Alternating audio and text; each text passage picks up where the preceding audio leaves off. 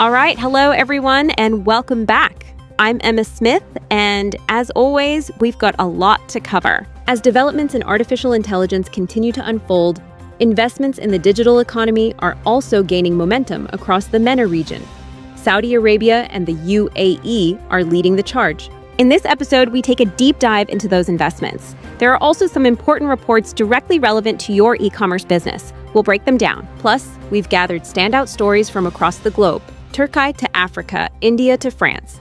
Before we start, don't forget to follow us, like this video, and turn on your notifications. Grab your coffee, we're getting started. The latest buzz is around AI-powered super agents, also referred to as agentic AI. It feels like we're living scenes out of a sci-fi movie.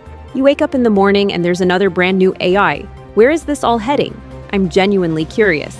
Retail giant Walmart is making serious investments in these super agents. Their goal? Enhance the shopping experience and streamline operational processes. So, what exactly do these super agents do? They serve customers, store employees, suppliers, and even software developers. Think of them like a Swiss Army knife. Whatever you need, they've got it. Take Walmart's Gen AI-powered agent named Sparky, for example. It recommends products for your workouts, helps you choose the right ink cartridge for your printer, summarizes all product reviews in seconds. It acts like a real assistant, but faster, smarter, and more efficient. Walmart and other e-commerce giants are already planning to scale with AI over the coming years. In today's landscape, AI isn't just a helpful tool, it's becoming a game changer. Those who want a seat at the table have a long way to go. Meanwhile, Walmart is in hot water in India. Here's the situation. Walmart acquired Myntra, one of India's leading fashion e-commerce platforms. Now, India's Financial Crime Authority has determined that Myntra designs violated laws prohibiting foreign wholesalers from selling directly to consumers. The ongoing antitrust investigation reveals some key points. Amazon and Walmart-owned Flipkart were found to be favoring specific sellers and engaging in predatory pricing, hurting small, local retailers. Myntra sells fashion products through its own platform under Flipkart. It declared itself as a wholesaler and received $192 million in foreign investment, but then sold most of its goods to a retail affiliate that sold directly to consumers. Myntra, however, claims it is fully compliant with the law. Founded in Bangalore, Myntra was acquired by Flipkart in 2014. Walmart bought a majority stake in Flipkart in 2018 for $16 billion. Myntra's revenue for 2023 to 2024 was nearly $600 million. Back to Türkiye. Tax inspections in the e-commerce sector are ongoing. The government is focusing heavily on unregistered digital transactions. The inspections are led by the Revenue Administration. Between 2021 and 2024, 17,000 individuals who earned income via e-commerce platforms were audited. These audits revealed approximately $1.1 billion in undeclared income. But there's also some record-breaking news. Cross-border e-commerce in Türkiye has seen a significant spike. Last year, taxes on international purchases were increased, and a drop in foreign orders was expected. However, platforms like Temu responded with aggressive campaigns. They also partnered with local suppliers in Türkiye, enabling them to strategically bypass some of the tax thresholds. In the first half of 2025, online consumers in Türkiye spent over $10 billion on foreign e-commerce platforms. Most purchases were in electronics, apparel, and cosmetics. Speaking of Temu, their growth in Europe has entered a new phase. They've been investing in the region for months, setting up local warehouses and optimizing fast delivery systems. Their strategy of offering budget-friendly products continues to attract online consumers across countries. As a result, Temu has become a major concern for EU-based retailers. Local competitors regularly file complaints with EU authorities. The EU, in turn, is introducing new regulations to try and slow Temu down. But the platform just keeps growing. A recent win: France is now Temu's second-largest market in Europe. They've climbed into the top 15 fashion retailers in the country.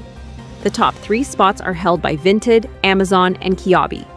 Temu now ranks 15th. They were ranked 24th just in Q1. Don't be surprised if they break into the top 10 by year-end. One another jaw-dropping stat: Amazon, Shein, and Temu together account for 23% of France's online fashion spending. That's 7% of total fashion spending in the country. Impressive, isn't it? Now let's talk fraud risks. A new report by digital trust platform Forder and consulting firm PwC examines the most common e-commerce fraud trends. Here are some key takeaways. Remote access attacks rose by 8% in 2024 versus 2023. These involve unauthorized users gaining access to devices or networks remotely. Card testing is also widespread. Fraudsters use stolen card info to run small transactions and test validity. Common across digital goods, food delivery, donations, and subscriptions. Fast food fraud is up 45%, targeting quick service restaurant platforms. Loyalty fraud is growing too. Hackers steal points or use fake accounts to redeem rewards. Lastly, fake accounts on social media or e-commerce platforms are being used to scam customers on a massive scale. Are online stores replacing physical ones? Hard to say for sure, but the trend is pointing in that direction. A recent report from Anorak shows that fashion retailers are becoming cautious about opening physical stores. Their share of total retail leasing fell from 42% to 37%, and it's expected to drop to 32% by 2030. This suggests e-commerce is transforming physical store networks. Many major retailers are adopting omni-channel strategies, closing some stores to cut costs while ramping up online operations. Now let's take a look at Dubai's digital economy. Authorities are placing strategic focus on this sector, offering tax exemptions, 100% foreign ownership, and a prime location for global businesses. One initiative worth noting is One Free Zone Passport, launched in July 2025. It lets businesses operate across multiple free zones in Dubai under a single license. Led by the Dubai Free Zones Council, DFZC, the initiative eliminates fragmented operations across over 30 zones. Now businesses can scale seamlessly across sectors: logistics, tech, media, retail, e-commerce, without redundant licensing. Meanwhile, artificial intelligence remains at the top of the agenda in the UAE. The country has set a gold standard for AI models, chips, data, and access security. As the second-largest economy in the Arab world, the UAE aims to reduce oil dependency and become a global AI leader. The government has launched projects with Microsoft, NVIDIA, and OpenAI. With Arabic language models like Falcon Arabic, they're also ensuring Arabic culture has a place in the AI future. The Mohammed bin Zayed University of Artificial Intelligence, one of the world's first AI universities, was established in 2019. The UAE was also the first country to appoint a minister of AI. According to PwC, the UAE's digital economy is expected to contribute over 140 billion AED to GDP by 2031. The opportunity for AI-focused investment and partnerships is enormous. The UAE continues to attract global interest. India's leading B2B software and e-commerce marketplace TechJockey is entering the UAE market. They plan to invest 1 million AED over the next 18 months to support the software sector in the UAE and the wider Middle East. Let's also talk about Azerbaijan, a country making big strides in the digital economy. Internet access, mobile payments, and digital literacy are rapidly improving. Public and private sector collaboration is strong.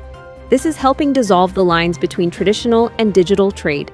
With its strategic position in the Caucasus, Azerbaijan has the potential to serve as a logistics corridor for MENA.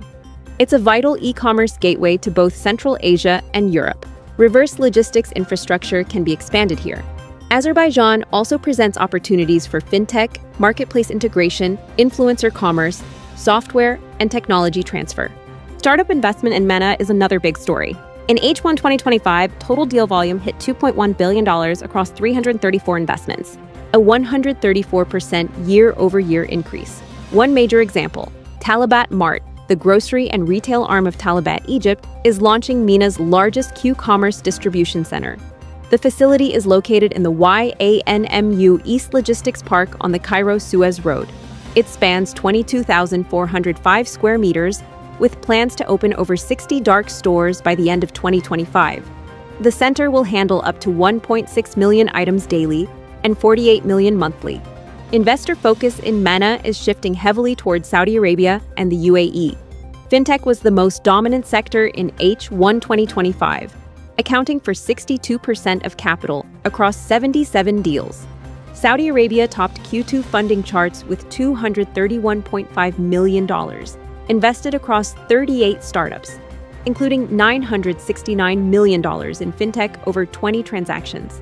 The UAE saw 114 startups raise $541 million, including $197.7 million across 52 fintech companies. Egypt ranked third with $133 million across 30 deals.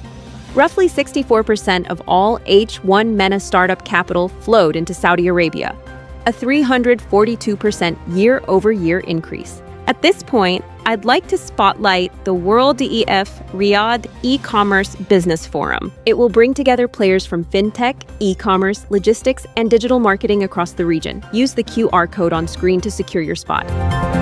Now, let's look to China, a true e-commerce empire.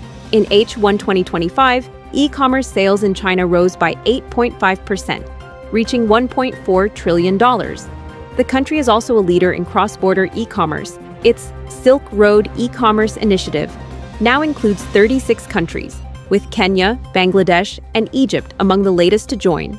Cross-border e-commerce trade in China hit $184 billion in the first half, up 5.7% year-over-year. So, why is China growing so fast in e-commerce? One reason is full government support. Massive investments are being made in digital infrastructure and payment systems. Young consumers drive online spending, and mobile shopping is booming. This isn't a fluke. It's a coordinated strategic effort. If you're doing business in Africa, there's valuable research on consumer behavior. Ipsos and Google conducted the study. Key finding: social status and personal values heavily influence purchasing. 58% of African consumers say they consider how a product or experience will look on their social media profiles before buying. So, if you're entering this market, focus on aspirational content. Target audiences that create and share content and who value public perception. Also, 82% of African consumers say they prefer to buy from brands that reflect their values, especially environmental and social causes. That's a key insight worth remembering. Let's move on to Africa. There are various initiatives focused on agricultural e-commerce in Nigeria and Côte d'Ivoire. In these countries, small agricultural enterprises aim to expand into regional markets. However, their digital skills and access to online platforms are highly limited. Due to the lack of necessary support, they are unable to go beyond local markets. The International Trade Center is taking supportive steps in digital commerce for the agricultural sector in Africa under the ECOWAS Agricultural Trade (EAT) program. As part of this initiative, national consultants and support institutions have been provided with training. Participants of these training sessions will deliver the necessary tools and knowledge to support 30 agricultural enterprises in engaging in e-commerce. These businesses will receive support in digital marketing, online payment systems, shipping logistics, and customer service. How much do you think professionals working in e-commerce technology earn? Walmart has released a salary list. Looking at the list, it's clear that the company is making significant investments in its tech team. These salaries also show how serious Walmart is about competing with giants like Amazon and Google.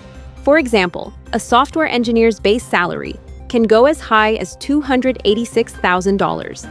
Depending on seniority, software engineers earn between $99,000 and $286,000. Salaries for product managers start at $121,000. Data scientists earn between $108,000 and $234,000. Walmart has a global workforce of 2.1 million people. Approximately 1.6 million of them are located in the United States. Our latest news comes from PayPal, global payments provider. PayPal has launched an all-in-one commerce platform aimed at supporting the growth of small businesses. The platform is called PayPal Open. This new e-commerce initiative is designed to help businesses of all sizes manage their operations more efficiently. It also promises to support companies in reaching global markets and scaling their growth. In its marketing campaign, the company featured a farmer and a virtual glitter melon. The story behind the glitter melon highlights PayPal's practical solutions and reflects its intention to connect with business owners on a more personal level. So, what is PayPal trying to achieve with this platform? The company is signaling a shift from being a traditional payment processor to becoming a comprehensive e-commerce partner. PayPal Open is currently available in the United States, the United Kingdom, and Germany, and is expected to roll out across a broader geography by 2026. That's it for now from WorldEF News. To feature your story on our channels, use the platforms on screen. We'll keep bringing you updates from the global e-commerce landscape, especially Türkiye, the United Arab Emirates, Saudi Arabia, North Africa, and the wider MENA region. Don't forget to subscribe, share our content, and send us some love. See you next time.